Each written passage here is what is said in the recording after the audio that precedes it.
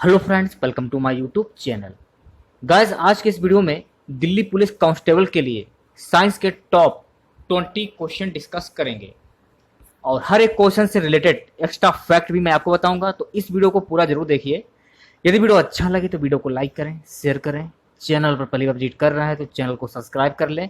पास ही में आपके bell icon होगा, उसको भी दबा लें। इससे आने वाली सारी नई वीडियो नोटिफिकेशन आप सभी लोगों तक आसानी से पहुंच जाएगी। देखिए गाइस, ये साइंस के ऐसे क्वेश्चन हैं जो कि आपके दिल्ली पुलिस कांस्टेबल के लिए काफी महत्वपूर्ण है। बहुत इंपॉर्टेंट क्वेश्चन है सारे के सारे। तो वीडियो को बिना स्किप के पूरा जरूर देखिए। तो चलिए स्टार्ट करते हैं आज का वीडियो। क्वेश्चन है कि हवाई जहाज के जो टायरों को चौड़ा करने में निम्नलिखित में से कौन सी गैस प्रयुक्त होती है। जो हवाई जहाज के टायर होते हैं, टायरों को चौड़ा करने के लिए कौन सी गैस का प्रयोग किया जाता है। तो ध्यान रखना है, नाइट्रोजन गैस का प्रयोग किया जाता है। वायुयान के टायरों में भरने के हेतु नाइट्रोजन गैस का प्रयोग किया जाता है। वायुयान के टायरों का दबाव एवं तापमान बहुत उच्च होता है, जिससे वायुयान के उतरने एवं रुकते समय टायरों में विस्फोट होने की संभावना प्रबल हो जाती है। नाइट्रोजन गैस का दबाव कम होने के कारण टायरों में विस्फोट की संभावना कम होती है। अगला क्वेश्चन, लाल स्याही बनाई जाती है। तो लाल स्याही ये किस प्रकार से बनाई जाती है। देखिए गाइस, लाल स्याही जो होती है इसको ईओसिन के द्वारा बनाई जाती है। स्याही या रोशनाई या मशी एक द्रव्य है जिसमें बहुत से रंजक होते हैं। लाल स्याही ईओसिन से बनाई जाती है, आपको ध्यान रखना है। अगला क्वेश्चन, भोपाल गैस त्रासदी से संबंधित यौगिक का नाम था। भोपाल गैस त्रासदी से संबंधित यौगिक का नाम क्या था। Option C, methyl isocyanide. देखिए, भोपाल गैस त्रासदी कब हुई थी, सन 1984 में मिथाइल आइसोसाइनाइड नामक गैस के फैलने से हुई थी। अगला क्वेश्चन देखिए, फोटोग्राफी में स्थिर करने के रूप में प्रयुक्त होने वाला रासायनिक पदार्थ कौन सा है। रासायनिक पदार्थ कौन सा है। Option A, sodium thiosulphate. देखिए, सोडियम थायोसल्फेट नामक रसायन का प्रयोग फोटोग्राफी में नेगेटिव एवं पॉजिटिव के स्थायीकरण में होता है। इसका उपयोग सोने व चांदी के निष्कर्षण में भी किया जाता है, तो ध्यान रखना है। अगला क्वेश्चन देखिए, निम्नलिखित में से किस लवण को प्रतिदिन खाद्य नमक के रूप में उपयोग नहीं करना चाहिए। आंसर देखिए हो जाएगा समुद्री नमक।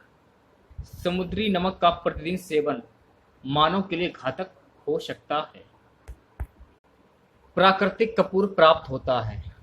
तो गाइस, प्राकृतिक जो कपूर होता है ये कैसे प्राप्त होता है। देखिए, जो प्राकृतिक कपूर होता है ये चीन तथा जापान के देशज वृक्ष से प्राप्त किया जाता है।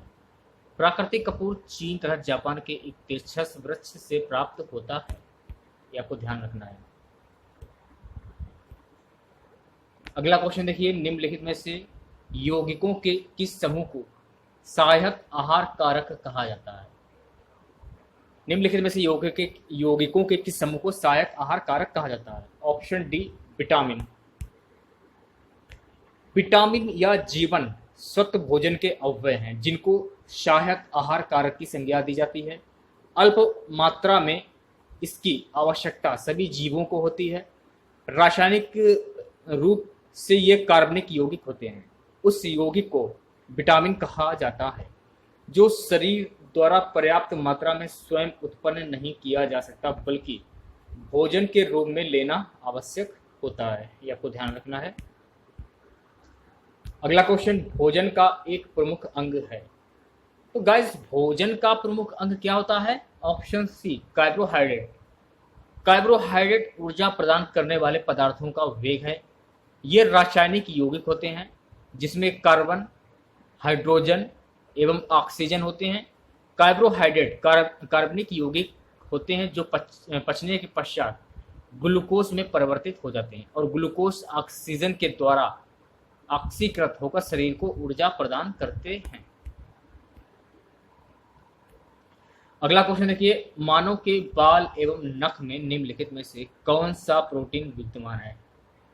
ऑप्शन बी, क्रिएटिन जो प्रोटीन है ये विद्यमान है, ये आपको ध्यान में रखना है। मानव के बाल एवं नख में क्रिएटिन नामक प्रोटीन विद्यमान रहता है। नेक्स्ट क्वेश्चन देखिए, गाय का दूध पीले सफेद रंग का होता है, जिसका कारण उसमें निम्नलिखित में से किसकी उपस्थिति है? तो देखिए, केशिन के साथ साथ कैरोटीन, ये आपको ध्यान रखना है, काफी इंपॉर्टेंट क्वेश्चन है ये।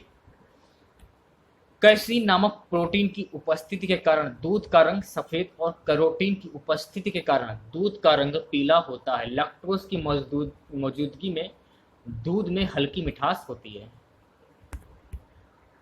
अगला क्वेश्चन देखिए, निम्नलिखित में से कौन सा जैव निम्नीकरण है? रबड़। प्राकृतिक रबड़ जैव निम्नीकरण होता है। यह पेड़ों और लताओं के रस या रबड़ क्षीर से बनता है। यूकाविसई कुल, ऑक्टेकेसई कुल, एपोसाइनेसी कुल तथा कंपोजिटी कुल की ग्वालियोले इत्यादि के बड़े बड़े वृक्षों, कुछ लताओं और झाड़ियों के रबड़ क्षीर से रबड़ प्राप्त होता है। सबसे अधिक रबड़ हैविया ब्रांजियोलिस से प्राप्त होता है। यह अमेरिका के अमेजन नदी के जंगलों में उगता है और अब भारत के त्रावणकोर, कोचीन, मैसूर, मालाबार, दुर्ग और सलेम में उगाया जाता है।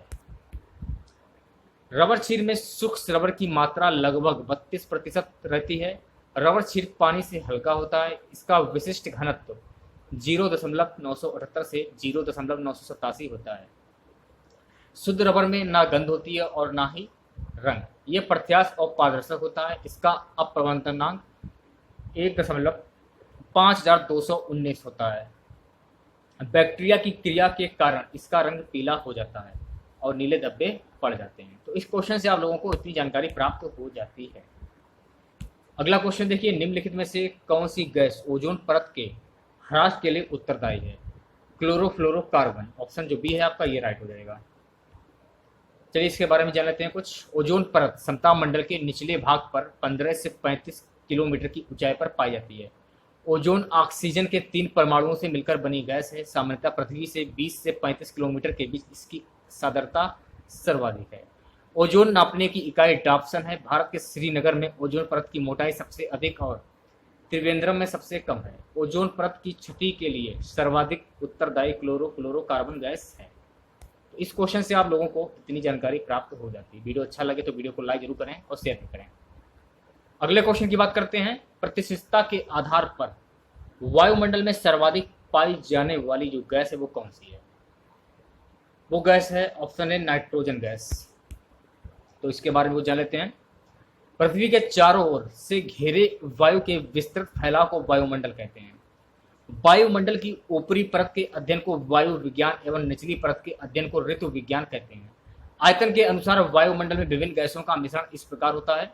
नाइट्रोजन 78.07%, ऑक्सीजन जो है आपका 20.93%, कार्बन डाइऑक्साइड 0.03% और अग्नि 0.93%।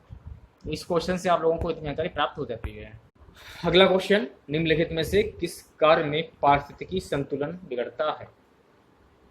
लकड़ी काटना।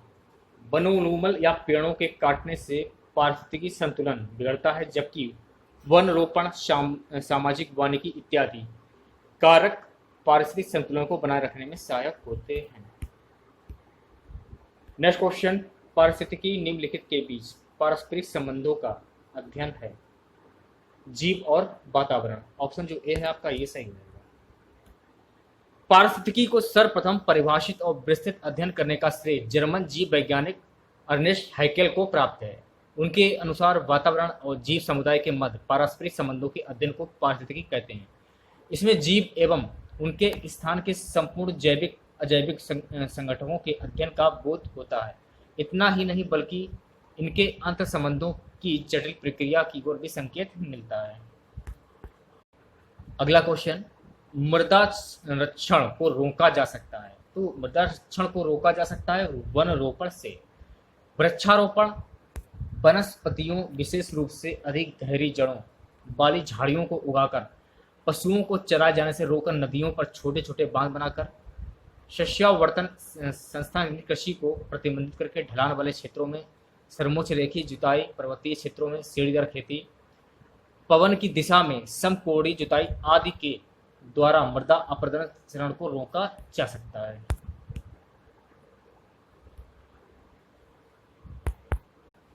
अगला क्वेश्चन, लखनऊ जिले की सीमा निम्नलिखित में से किस जिले की सीमा को स्पर्श नहीं करती है? ऑप्शन जो ए है आपका बलिया, ये सही हो जाएगा। लखनऊ जिले की सीमा हरदोई, सीतापुर, बाराबंकी, रायबरेली तथा उन्नाव आदि जिलों की सीमाओं को स्पर्श करती है। कुछ ये जीके के क्वेश्चन हैं, देख लीजिए, इनको भी काफी इंपॉर्टेंट हैं।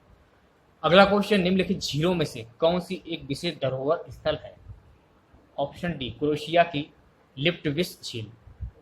क्रोएशिया की लिप्टविस झील राष्ट्रीय पार्क को यूनेस्को द्वारा सन 1979 में विश्व धरोहर स्थल घोषित किया गया था। आज का हमारा सबसे लास्ट क्वेश्चन है कि एजेंडा 21 किस क्षेत्र से संबंधित है?